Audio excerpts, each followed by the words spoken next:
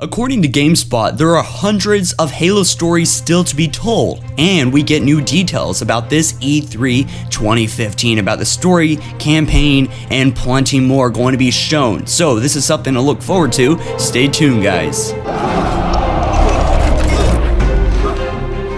According to GameSpot, Microsoft still has hundreds of stories to tell in the Halo universe, according to Bonnie Ross, who heads up the Halo team at developer 343 Industries. These stories could unfold not only across games, but also books, live action, and other mediums, she says. She begins to say, for us, as we think about the Halo universe and how large it is, there are just hundreds of stories to tell, Ross said during the latest Gamer Girls Gone Wild podcast. So we use our fiction and our novels to kind of broaden the universe so that we have more locations to go to in the future with whatever we want to do, whether it's games, comics, live action, wherever we want to go.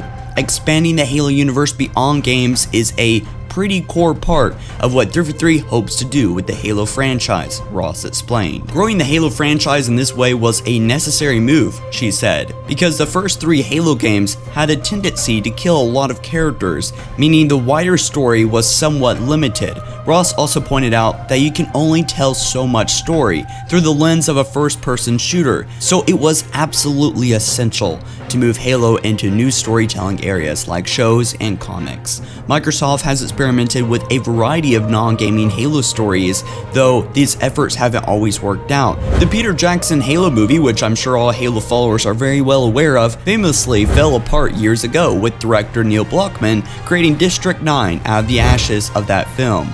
More recently, Microsoft's live-action Halo efforts have included Halo 4 tie-in Forward Unto Dawn and Ridley Scott's Halo Nightfall, which is a direct prequel to this fall's Halo 5 Guardians. In addition to those, acclaimed director Steven Spielberg is producing a live-action Halo series, though Microsoft has kept this project under wraps since its announcement. Basically, we know next to nothing about the Steven Spielberg film. However, Microsoft has commissioned a series of Halo novels, the most recent of which, Halo New Blood, focusing on Halo 3 ODST hero Edward Buck, was announced in January. As for Halo games, Microsoft had at least 2 new titles based on the series due out this year, Halo Spartan Strike in early 2015 sometime, and Halo 5 Guardians, as well as Halo Online, being developed by 4Games and Russia. Ross also teased that 343 will talk more about Halo 5 Guardians at this year's E3 2015, offering new details about its story, campaign, multiplayer mode, and more, possibly